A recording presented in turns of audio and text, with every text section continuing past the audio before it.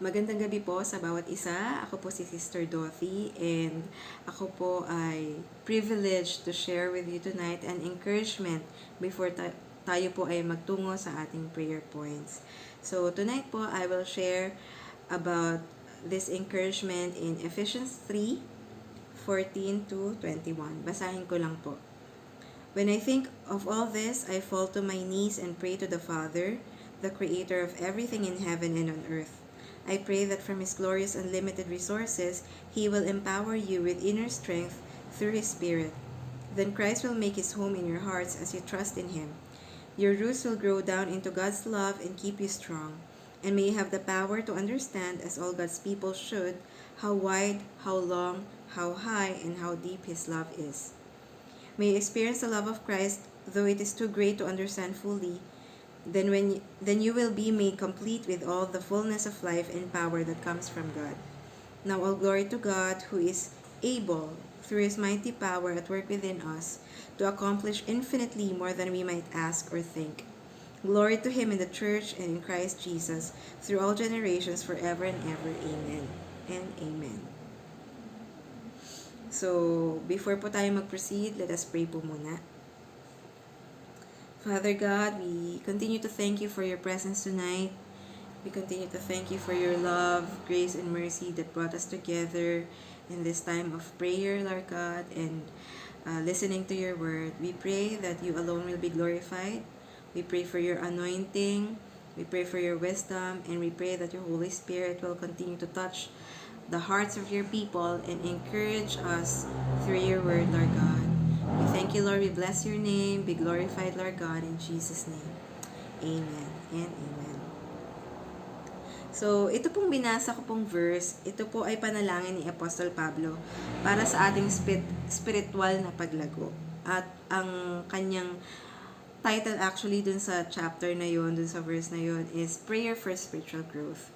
And I believe po that in these last days, very important po na matutunan natin to pray for growth spiritually dahil marami pong gagawin at ipagagawa pa ang Panginoon sa atin, and it is important na intact po yung ating spiritual inner man. Kumbaga yung ating relationship with the Lord, strong siya. Amen po. So, tatalakayin lang po natin or i-share ko lang po yung mga points na nakuha natin dun sa verse na binasa natin according to Apostle Paul. So, number 1 po is pray for spiritual strength.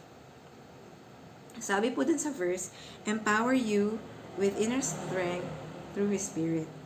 A believer should pray to possess strength in his inner man, for in this kind of strength he will gain eternal victory. Having spiritual strength is being victorious against the flesh, against self-will. Spiritual strength is actually po dying to self. When you are able to control yourself from doing what you want that is against the Word of God, you are making your flesh weak, but making your spirit strong. Sabi po sa True Christianity ni Dr. Paul Caram, dun sa part na True Strength, self-control is the standard by which God measures a man's strength. He that is slow to anger is better than the mighty, and he that ruleth his spirit than he that taketh a city. The ability to keep our passions in check, love or hate, reveals whether or not we are a person of strength. We cannot possibly rule the nations without first ruling our own spirit. So, magigauge po natin yung ating sarili, or madidiscern po natin kung isang tao po ay strong if he can or she can control herself or himself. So, isa po itong batayan kung tayo po ay spiritually strong. If we are slow to anger, ano po bang nangyayari sa atin pag tayo po ay talagang tinitrigger na, nanggagalaiti na po ba tayo or whatever? Ano po ba ang ating nagiging tugon sa masasakit, mahihirap na sitwasyon sa atin pong buhay. So, let us check po yung ating spiritual strength and let us pray to God to give us more strength spiritually. Amen po ba? And gaining spiritual strength also enables us to rise up after a failure. A spiritually strong man is a righteous man. Sabi po dito sa Proverbs 24:16, "For a righteous man may fall 7 times and rise again, but the wicked shall fall by calamity." So, a spiritually strong man is someone na alam niyang hindi po siya perfect. Kasi magkakamali at magkakamali siya. But, he also know how to rise up. Amen po ba?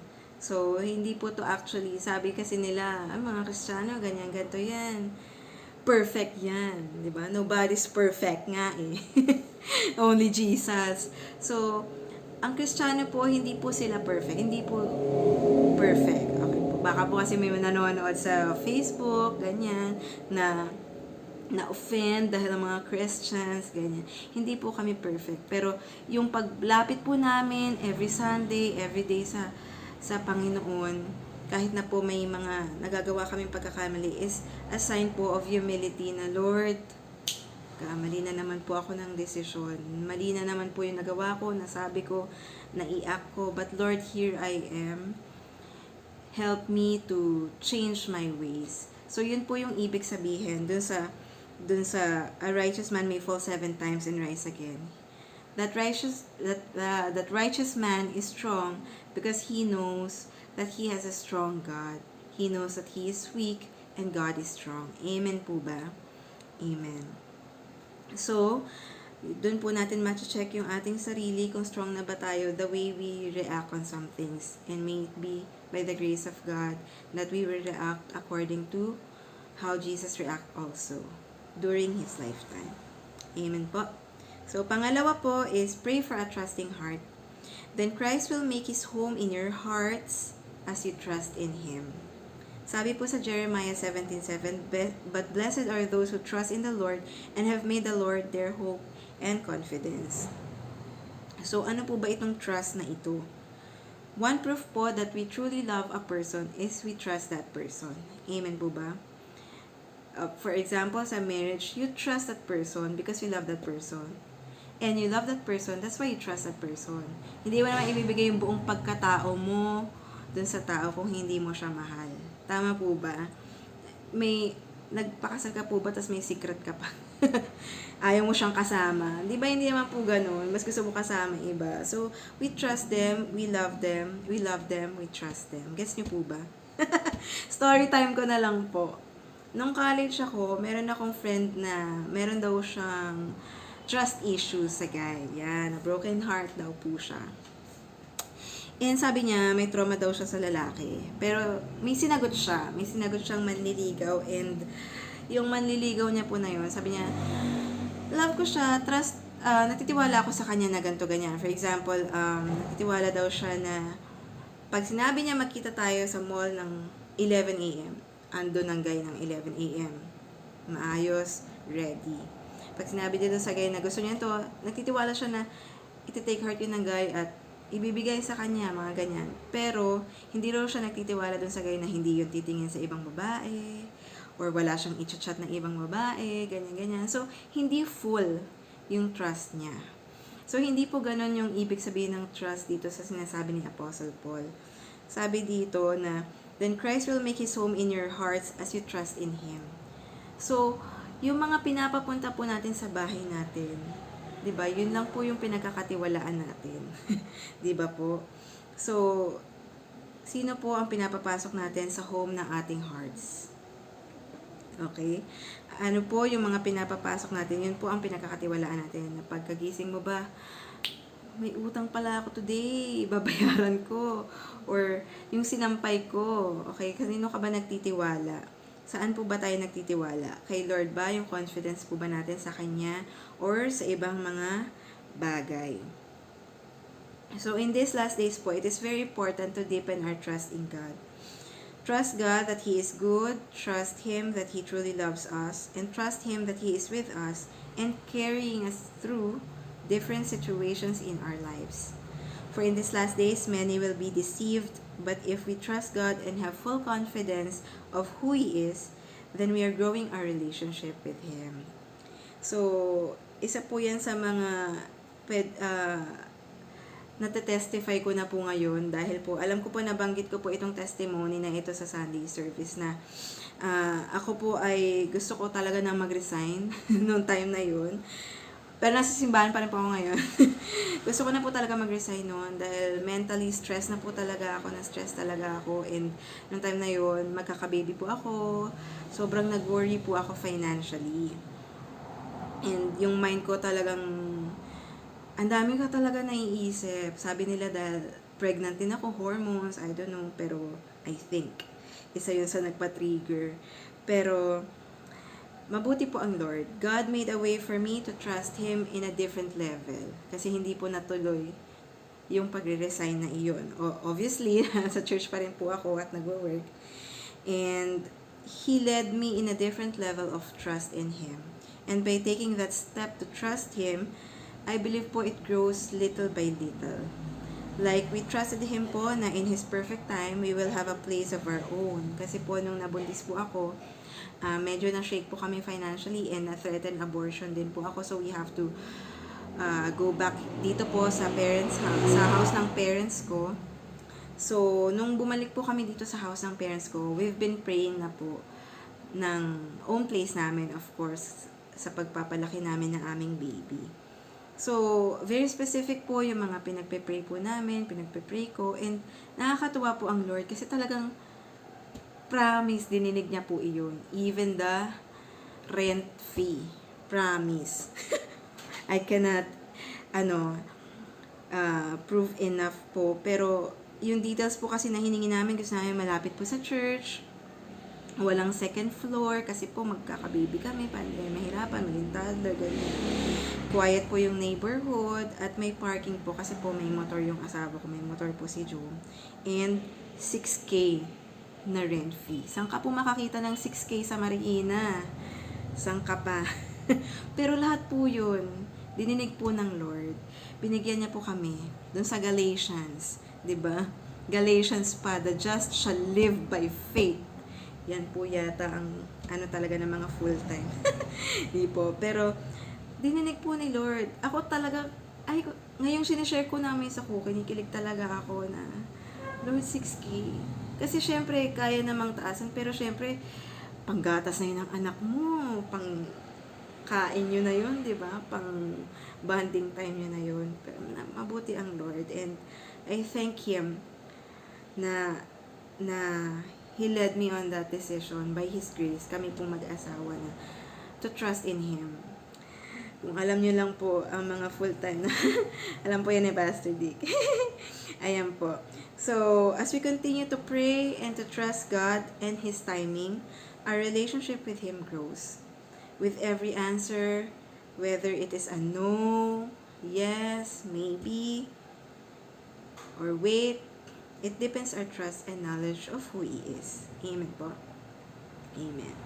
Next po is pray to understand more the love of God. Sabi po dito, may you have the power to understand as all God's people should. All God's people should. Tayo po yung mga believer. Dapat daw, alam natin. How wide, how long, how high, and how deep His love is. Sabi po sa quote ni Elizabeth Elliot, you are loved with an everlasting love, and underneath are the everlasting arms. Kumbaga, mahal ka na nga, minamahal ka na nga, niyayakap ka pa eternally ng Panginoon. Ang hirap po talaga unawain. Kahit ako, sinishare ko to, pero inuunawa ko ang hirap. Pero alam lang po natin talaga na mahal po tayo ng Panginoon. Sabi po sa Romans 8:38, I am convinced that nothing can ever separate us from God's love. Neither death nor life, neither angels nor demons, neither our fears for today nor our worries about tomorrow. Not even the powers of hell can separate us from God's love. Wala pong makakapagpalayo sa atin sa Lord kung hindi ang ating sarili lamang. Tama po ba? Siyempre kung ayaw mo na, siyempre, ano man yun, paano naman yun? Kung ayaw mo na kay Lord, siyempre nasa sa'yo yun kung kakausapin mo pa rin siya, di ba? Neither death nor life. Naalala ko po ngayon, November 2017, nasa ospital po ako ngayon sa Medical City. At di po nila alam kung magigising ako. At hindi po nagtagumpay ang kaaway, nagising ako, buhay. At may gwapong anak at asawa. Hindi, buhay at naglilingkod po sa Panginoon. Okay po. So, the enemy's goal is to take us away from God through condemnation. Ayan po, yung kanina pinag-uusapan natin, spiritual strength. Kung nadapa ka, magpapakondem ka ba sa kaaway? Or babalik po tayo sa Panginoon? Through conviction naman yun. So, the enemy's goal is to take us away from God through condemnation. But the goal of God's love is to keep us close to Him through the cross. Sabi po sa 1 John 4:12, no one has ever seen God, but if we love each other, God lives in us, and His love is brought to full expression in us. So, aside from knowing na mahal po tayo ng Panginoon, na gano'n na lamang ang pagmamahal ng Panginoon na ibinigay niya ang kanyang bugtong na anak. Alam po natin yan sa John 3:16. Kailangan din po ma-express yun through us. At yun ay ma-express kung minamahal din po natin ang ating mga kapatid at ating mga kaaway. Sino ba yung nag-share mga kaaway? Wala pa tayong kaaway pero meron tayong kinaiinisan. Pero mamahalin natin yan. Mahal natin yan in Jesus' name. Amen po ba? Declare it, the love of God in your heart to that person. Amen. I love you, kapatid. Yung mga ganyan. Naririnig ko yan sa mga ate-ate. Okay, so yun po ang pagmamahal ng Panginoon sa atin. Na dapat nating i-pray na maintindihan natin po iyon. Lalo na sa mga times na panghihinaan po tayo ng loob. Mahal ka ni Lord. We have to really encourage ourselves in the Lord in that way na mahal ka ni Lord, may purpose ka pa. Kahit na kung ano man ang mangyari sa'yo, may masakit, mahirap kang pagdaanan, mahal ka ni Lord. Amen po. Number 4, next po is pray to be complete in Christ. You will be made complete with all the fullness of life and power that comes from God. To be made complete and experience the fullness of life, we must remove our satisfaction in the world. Sabi po sa John 12:25, those who love their life in this world will lose it. Those who care nothing for their life in this world will keep it for eternity. Okay po. So, let us be grateful, of course, for all the blessings, but always seek to do the will of God in our lives. Tanungin po natin si Lord, Lord, may dalawang pagpipilian ngayon na gagawin, ano pong gagawin ko? Alin yung mas better? Alin yung best na choice? So, help me to do your will, Lord God.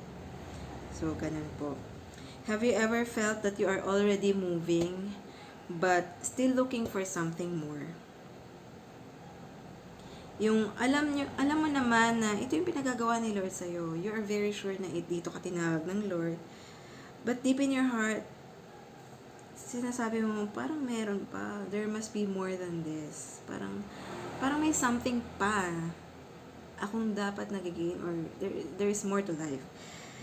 If we feel unsatisfied, which a human soul will always be, may it be because our souls are longing for something that is for eternity.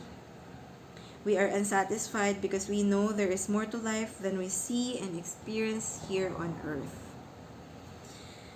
There is more than having a successful job, successful ministry, or maybe the latest gadget, lots of friends, and even a loving family.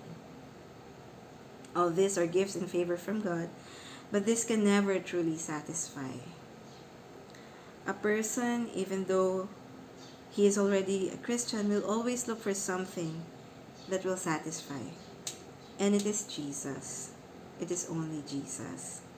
That is why we are, sabi po dito, let us pray to be complete in Christ. Let us pray to be complete in Jesus na, ganda po nung sinabi sa seminar.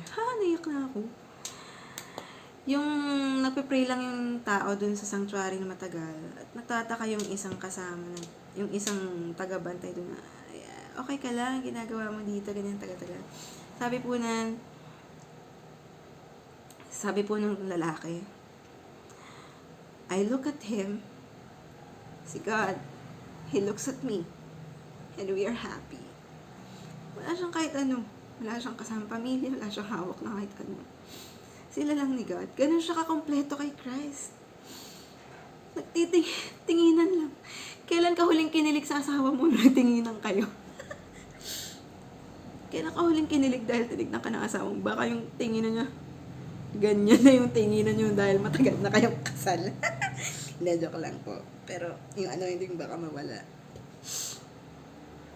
Pero ganun po yung satisfaction na nararamdaman niya kay Jesus. Magkatinginan lang sila, masaya sila.